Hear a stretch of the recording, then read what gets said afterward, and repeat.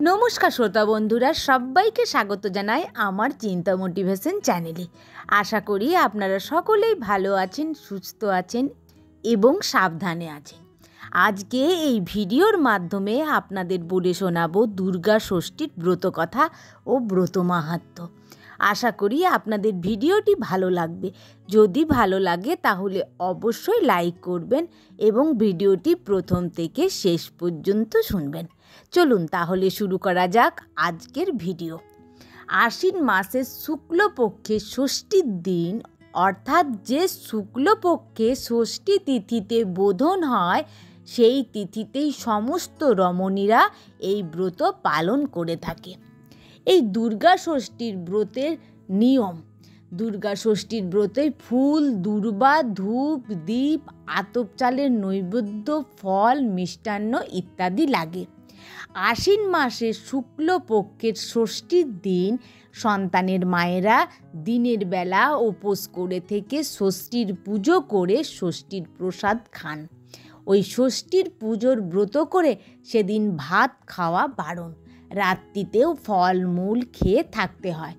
আর পুজো সম্পন্ন করে অবশ্যই দুর্গা ষষ্ঠীর ব্রত কথা শুনবেন বা পাঠ করবেন। যদি একান্তই পাঠ করতে না পারেন তাহলে অবশ্যই শ্রবণ করবেন। চলুন তাহলে এবারে শুরু করা যাক দুর্গা ষষ্ঠীর ব্রত কথা।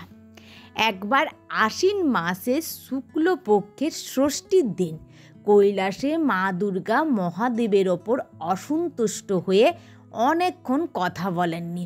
অনেক সাধ্য সাধনা করে মহাদেব দুর্গাকে বললেন, দেবী, আজ ষষ্ঠীর দিন তুমি মৌন হয়ে কেন বসে রয়েছ? আমি এত ডেকেও তোমার কোনো সাড়া পেলাম না। দুর্গা বললেন, তোমায় বলে আর ফল কি? তোমারই বরে সন্তান পেয়ে কত সন্তানের মায়েরা আজ ষষ্ঠীর দিনে কত আনন্দ করছে, কিন্তু আমার কোনো সন্তান নেই যে আমি একটু আনন্দ করব। মহাদেব বললেন, পৃথিবীর সকলেই তোমাকে মা বলে ডাকেন, তবুও তোমার সন্তানের স্বাদ মিটল না? দুর্গা বললেন, না, আমার স্বাদ মেটেনি।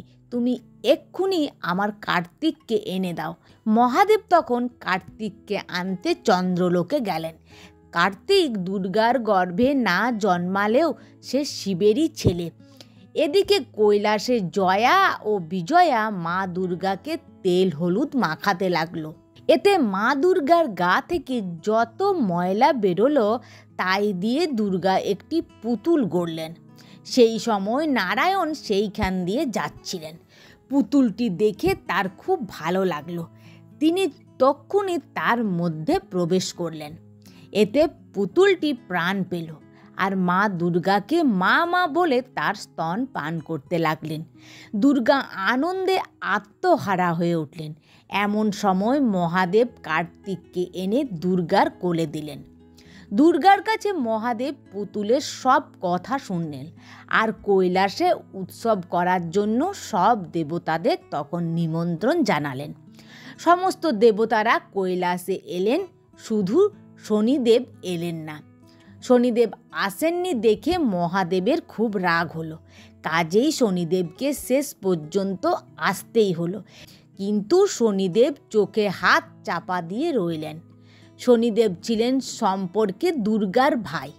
একসময় দুর্গা তাকে বর দিয়েছিলেন যে শনিদেব যার দিকে চাইবে সঙ্গে সঙ্গে তার মুন্ড খসে পড়বে। এদিকে শনিদেব ছেলেটিকে দেখছেন না বলে মহাদেবেরও রাগ হলো। শনিদেব তখন বাধ্য হয়ে চোখ খুলে ছেলেটির দিকে চাইলেন। তার দৃষ্টিতে তক্ষুনি ছেলেটির মাথা উড়ে গেল। দুর্গা তখন খুব কাঁদতে লাগলেন। তিনি শনিদেবের ওপর ভয়ানক অসন্তুষ্ট হলেন। কিন্তু হঠাৎ তার শনিদেবকে দেওয়ার বরের কথা মনে পড়ে গেল। দুর্গা নিজের ভুল বুঝলেন বটে, তবে ছেলেটির জন্য কাঁদতে লাগলেন। এই রকম ঘটনা ঘটার ফলে দেবতাদের অনুরোধে মহাদেব নন্দীকে বললেন, যাও নন্দী, তুমি ত্রিভুবন ঘুরে এসো, যেখানে দেখবে কেউ উত্তর দিকে শিওর করে শুয়ে আছে অমনি তার মুখটা কেটে নিয়ে আসবে। নন্দী সঙ্গে সঙ্গে বেরিয়ে পড়ল আর স্বর্গ, মর্ত ও পাতাল ঘুরে এক জায়গায় দেখলো একটি হাতি উত্তর দিকে মাথা করে শুয়ে আছে।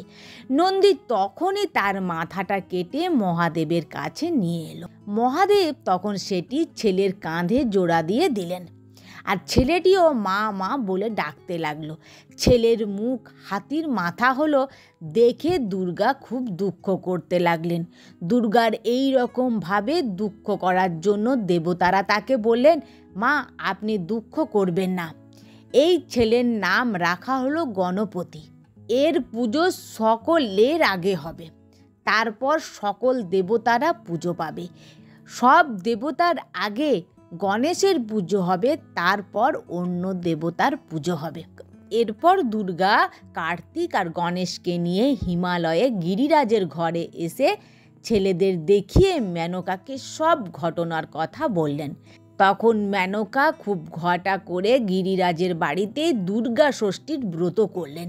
দুর্গা বললেন, মা আশ্বিনের শুক্লপক্ষে ষষ্ঠী তিথিতে যে স্ত্রীলোক ভক্তি ভরে আমার পুজো করবে এবং কথা শুনবে, আমার মতনই তার সুন্দর সন্তান লাভ হবে। ক্রমে এইভাবেই দুর্গা ষষ্ঠীর কথা জগতে প্রচার হলো। সবাই তখন থেকেই এই ব্রত খুব ভক্তি ভরে করতে আরম্ভ করলো। এই ব্রতের ফল হিসাবে এই ব্রত পালন করলে ছেলে মেয়েদের সর্বাঙ্গীন কল্যাণ হয় এবং ছেলে মেয়েরা সুস্থ ও ভালো থাকে।